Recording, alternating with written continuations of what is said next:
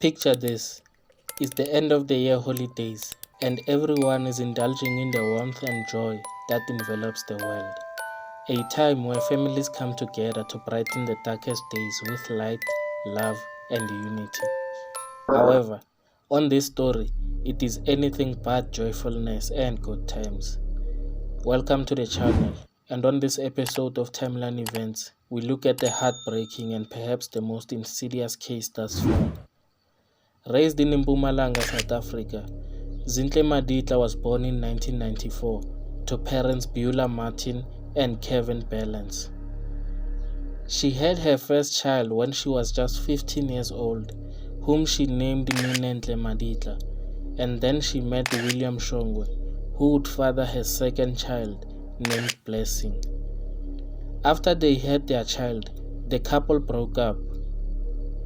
During their breakup, Zinhle would have her third child, who she named Shaniqua, with another man.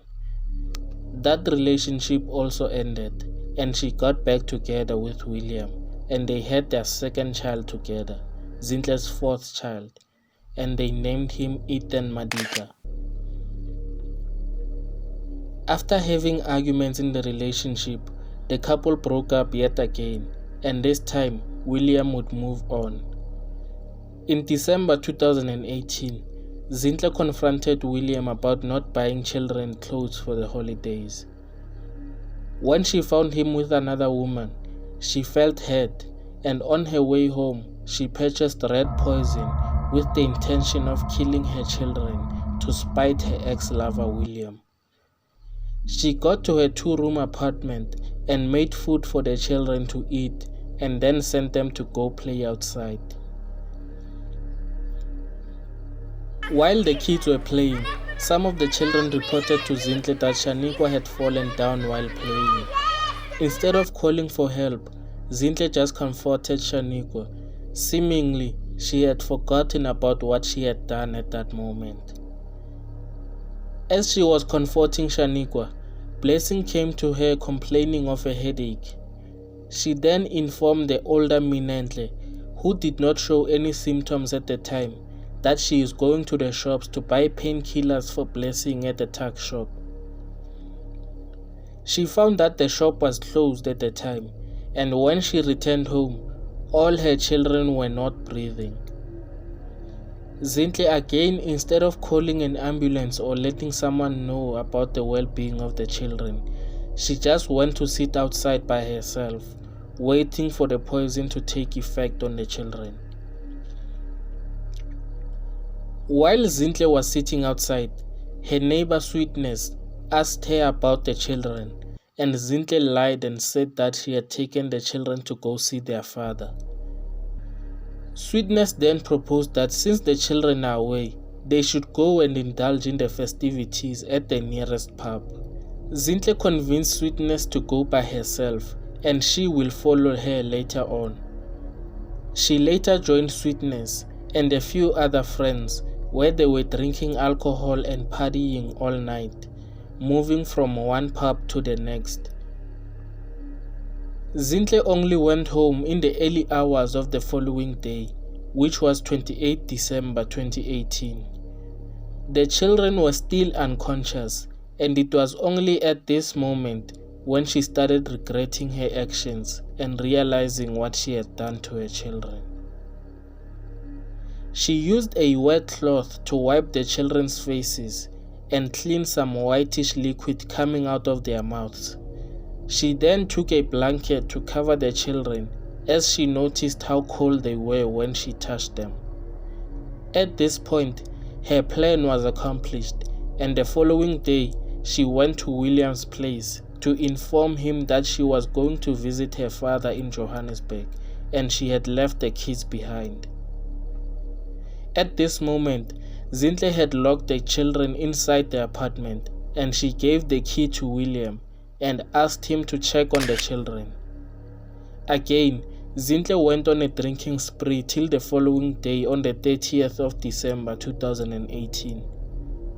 On that same day, she bought herself rat poison with the intention of self-deletion, but she failed on 2 occasions with that endeavor. She then came to her senses and decided to go to the nearest police station to report the crime.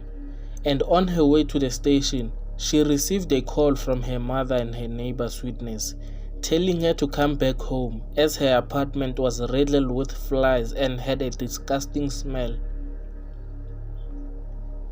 By the time the children were discovered, it was very much too late, as the bodies began to decompose.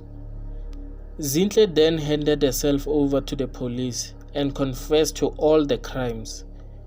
She pleaded guilty to all 4 charges of premeditated murder of 11-year-old Minenhle, 7-year-old Blessing, 4-year-old Shaniqua, and 11-month-old Zinhle Maditla.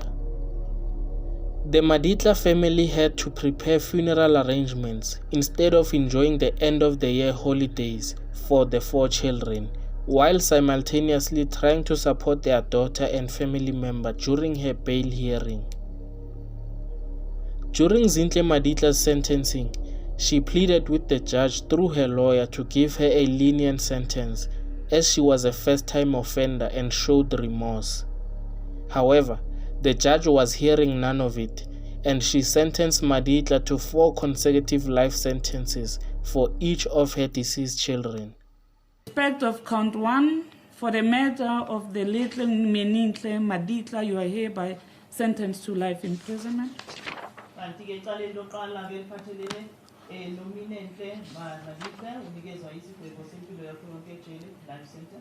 Count 2, in respect of the murder of the little Blessing Maditla, you are hereby sentenced to life imprisonment.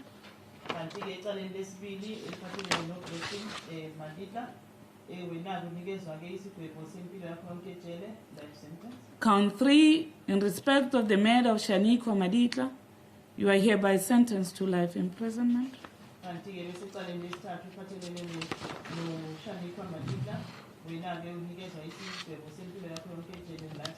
Count 4, in respect of the murder of the little Zinhle Maditla, you are also sentenced to life imprisonment.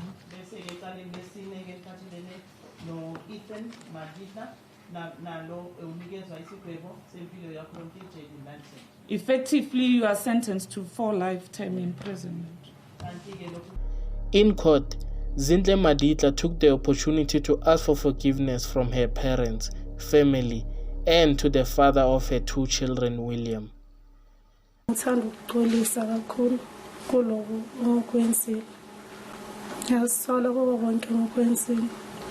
Ngiyathandwa futhi ukuxolisa kakhulu kumama.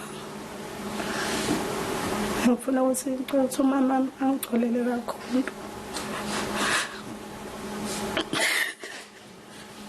Ngabe kukhona omunye officer ukuxolisa kuye? Abantwana bami. After Zinhle's sentencing, William said that he couldn't believe the news when he heard it. He described the relationship with Zinhle as very awful, and that they were constantly fighting about why the fathers of Shaniqua and Minenhle were not financially supporting their children. He said they would fight about that all the time. William also described Zinhle as someone who liked to make threats to him about taking the children away, and that he would never see them again because they are suffering. Well, I guess they were not just threats after all. Bekumuntu ama-threats hlukaneni. Ya, bekumuntu ama-threat ukuthreatenisa. Njengokuthini ngeke uphinde sibone thina siyahamba lana yabona.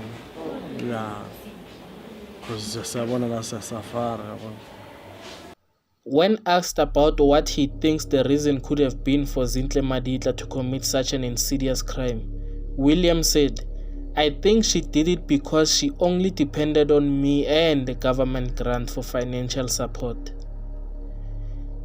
Looking back on this story, as painful as it is, innocent children lost their lives through the hands of someone, the one person they trusted the most. The person who was supposed to protect them against any and all harm was unfortunately the person who chose to destroy them in the worst possible way. And at no point after she fed them the poison did she think to take them to a clinic or hospital or even when Shaniqua fell down while playing, or when Blessing was complaining about a headache to her mother, did her mother instincts kick in. Instead, she chose to drown herself in partying and cheap alcohol while her children were kicking the bucket. Let me know what you think. Do you think she deserved a lenient sentence, or do you believe justice was served? Exit.